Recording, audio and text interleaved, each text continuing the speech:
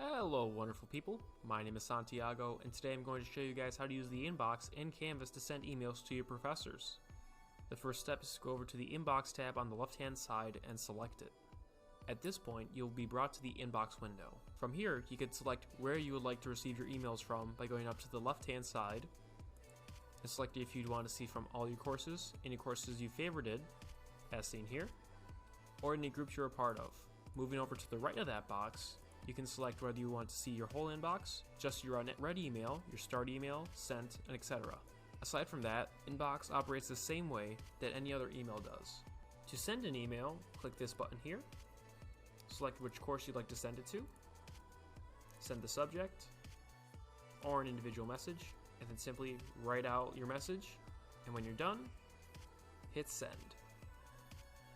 To view a message, simply click on a panel on the left hand side, and you'll be able to view the message. Thank you guys for watching. Have a nice day.